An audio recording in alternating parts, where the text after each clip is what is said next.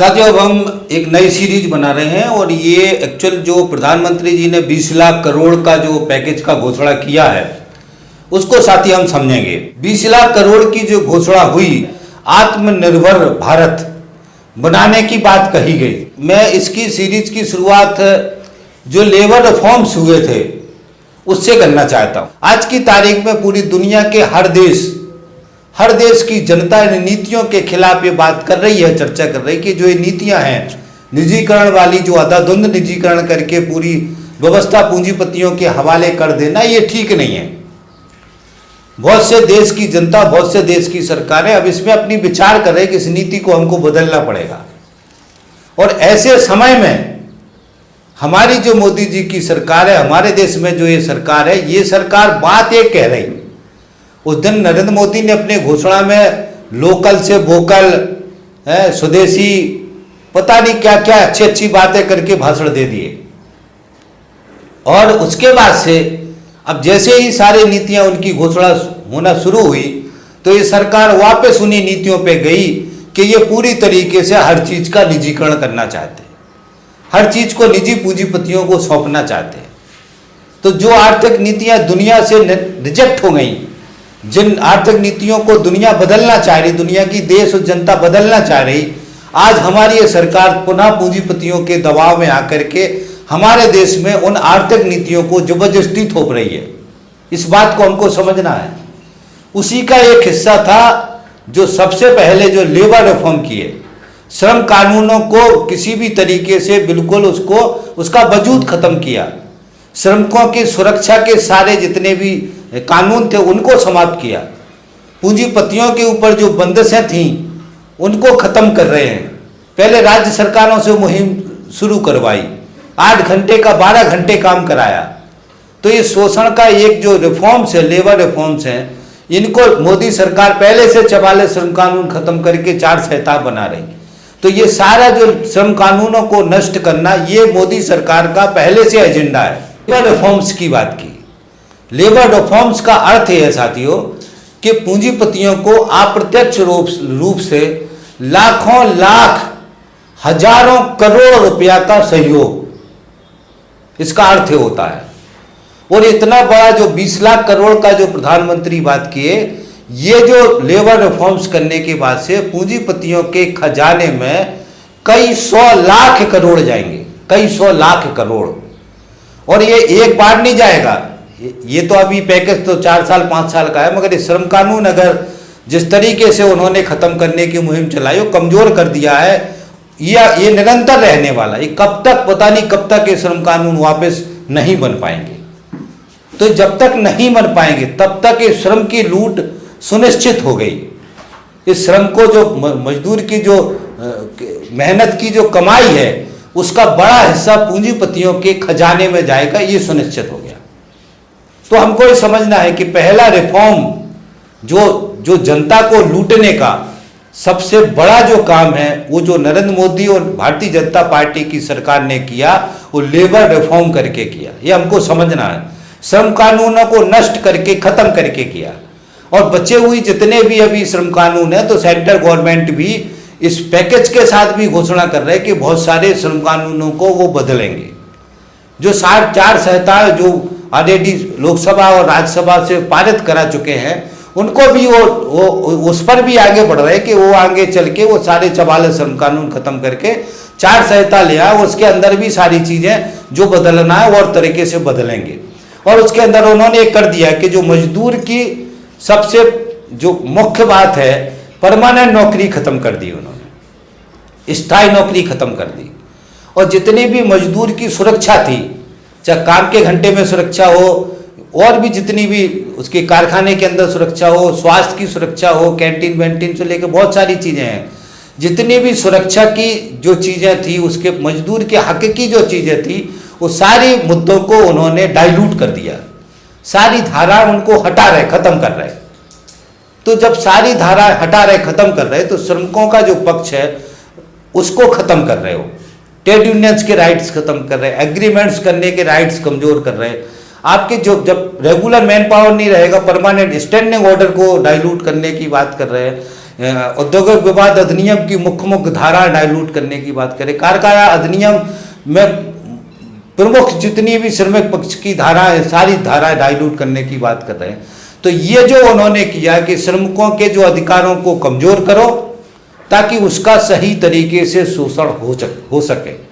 तो साथियों, पहले ये लूट, सबसे बड़ा जो पहला रिफॉर्म्स नरेंद्र मोदी की सरकार ने किया वो श्रम कानूनों को परिवर्तन करके किया और लाखों लाख हजारों हजार करोड़ रुपया पूंजीपति के जेब में डाल दिए।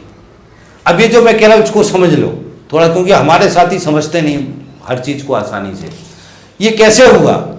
जो श्रमिक, अगर स्थायी नौकरी किसी श्रमिक की लगती है, परमानेंट नौकरी लगती है, एक तो जीवन भर वो खुशी से रहता है, उसको एक पैसे मिलते हैं, हर साल बार्गेनिंग करता है, अपना इंक्रीमेंट करवाता है, 30, 40, 50 हजार तक की जो उसका वेतन पहुंच जाता है। तो ये वेतन सुनिश्चित होता है और सुनिश्चित यदि किसी स्थायी श्रमिक का वेतन, अगर किसी मोबाइल इंडस्ट्री की बात करें तो ऑटोमोबाइल इंडस्ट्री में एक एक श्रमिक का वेतन 60,000, 70,000, 80,000, 1 लाख तक श्रमिक का वेतन। स्टाफ और मैनेजरों की बात नहीं कर रहा हूं मैं, श्रमिक, ऑपरेटर, वर्कर का वेतन। तो ये कैसे हो गया? ये इसलिए हो गया कि श्रम कानून की वजह से हर 2 साल 3 साल में जो एग्रीमेंट होता था उस एग्रीमेंट से निरंतर लड़ करके, संघर्ष करके मजदूरों ने और उसके अपने वेतन को बढ़ाया।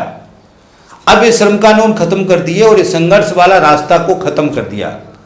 तो अब क्या होगा कि ये अब तो मजदूर कुछ कर नहीं सकता है, तो जो नया मजदूर भर्ती हो रहा है वो मजदूर को मिनिमम वेज पे काम करना पड़ेगा। जैसे मान के चले कि अगर किसी राज्य सरकार का मिनिमम वेज 10,000 रुपये महीना है कुशल का, तो उसको 10,000 रुपये महीने पे काम करना पड़ेगा। अभी जो उच्च कुशल की कई राज्यों ने श्रेणी बनाई है, उस उच्च कुशल की श्रेणी में डिग्री और डिप्लोमा वाले लोगों को भी शामिल कर दिया। तो उच्च कुशल का जो वेतन है वो 12,000 है, यानी डिग्री डिप्लोमा करके जो बच्चे निकले उनको वेतन 12,000 मिल रहा है, जबकि डिग्री डिप्लोमा वाले बच्चे का वेतन 1 लाख से ऊपर होना है। और जो ये वर्कर है, जो ITI करके या बाकी करके जो काम कर रहे हैं टेक्निकली या नॉन टेक्निकली कारखानों के अंदर, तो इनका वेतन लगभग 60,000, 70,000, 80,000 तक पहुंच गया। अब समझ लो आप इस लूट को। अगर एक बंदा 10,000 में काम कर रहा है जिसका वेतन इस श्रम कानून रहते 50,000 है, अब 50,000 से आप अंदाजा लगा लीजिए, तो आप ये मान के चलो कि एक श्रमिक पे 40,000 रुपये कम हो गया। तो 40,000 किसका बचा? 40,000 डायरेक्ट पूंजीपति का ये मुनाफा बढ़ गया और 40,000 ये जो श्रमिक की जेब से निकल करके 40,000 पूंजीपति के जेब में चला गया। अब अंदाजा लगा लीजिए कि एक कारखाने के अंदर अगर 1,000 आदमी है और 40,000 एक आदमी का बचा, तो महीने भर का कितना होता है, साल भर का कितना होता है? तो आप एक कई हजार करोड़ रुपया बन जाएगा। तो ये लूट है, इस तरीके से लूट हुई है श्रम कानूनों में संशोधन करके। और इस लूट को हमारी जनता समझती नहीं है, नौजवान पीढ़ी समझती नहीं है और हम रोते हैं बस।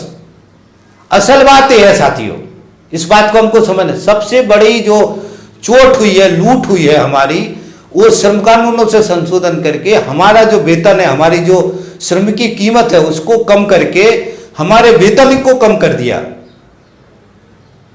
और इसी से बहुत बड़ा लूट हमारा हो गया। ये हमको समझना है। तो इस तरीके से लाखों, हजारों, करोड़ों रुपए की लूट श्रमिकों की हो गई।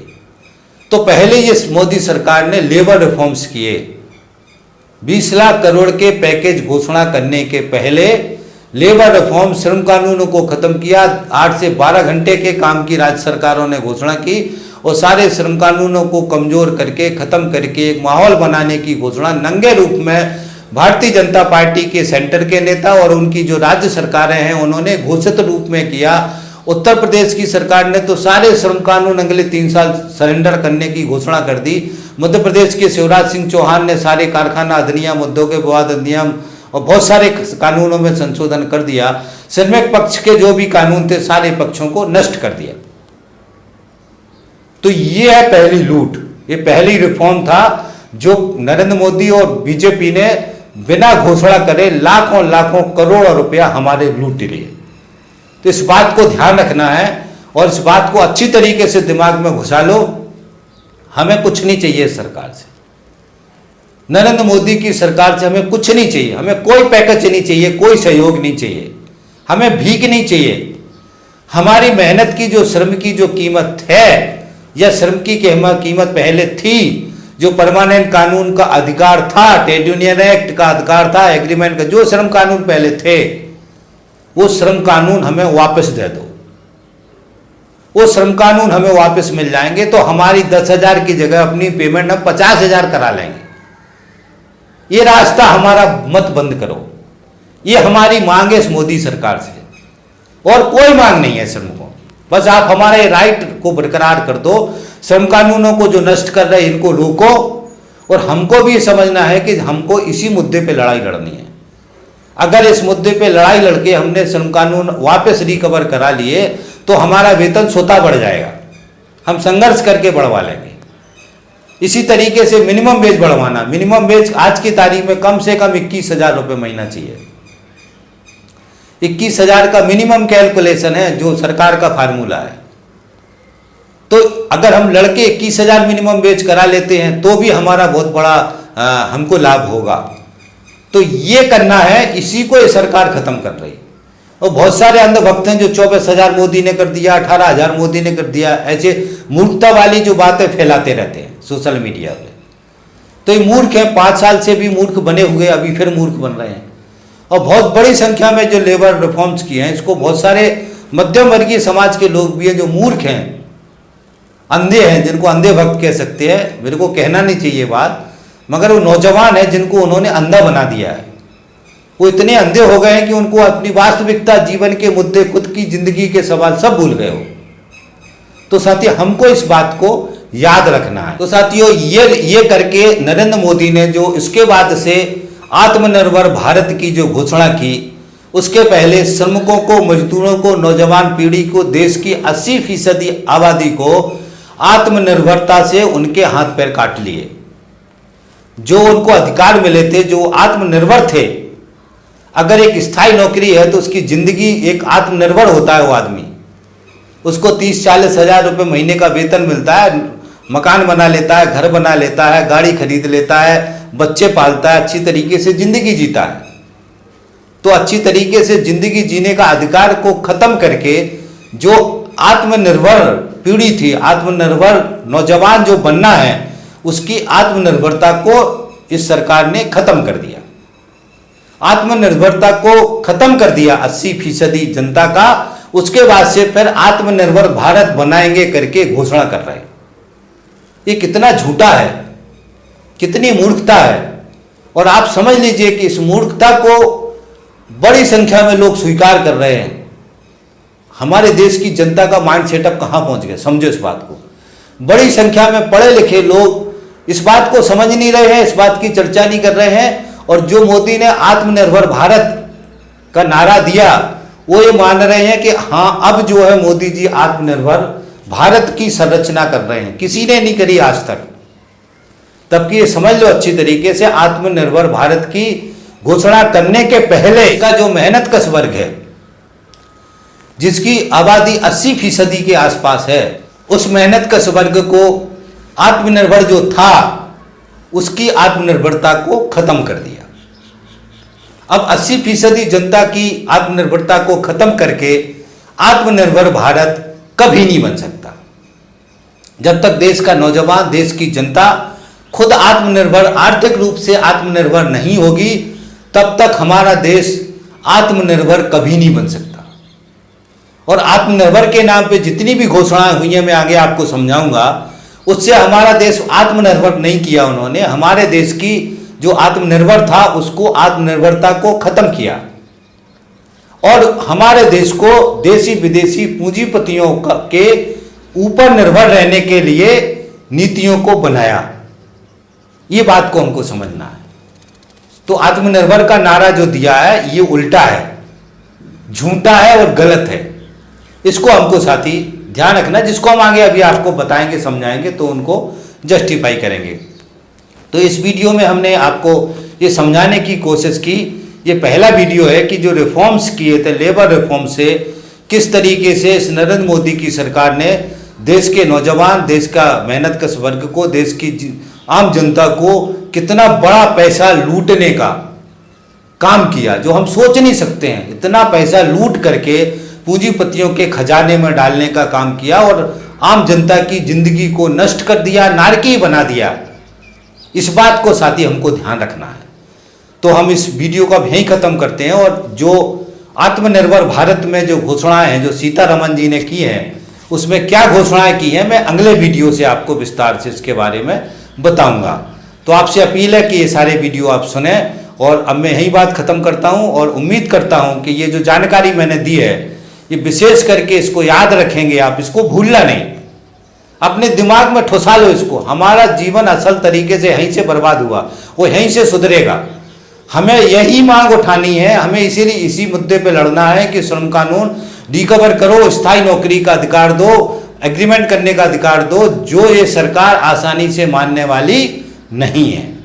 इस बात को समझ लो अच्छी तरीके से।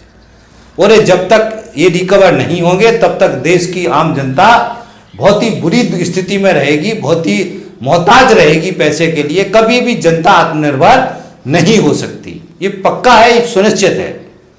तो इस बात को आप ध्यान रखते हुए इस वीडियो को ज़्यादा से ज़्यादा शेयर करवाने में सहयोग करेंगे और इसी आशा उम्मीद के साथ हम ये पहला वीडियो यहीं खत्म करते हैं। थैंक यू साथी, धन्यवाद, थैंक्स। मिलते हैं अगले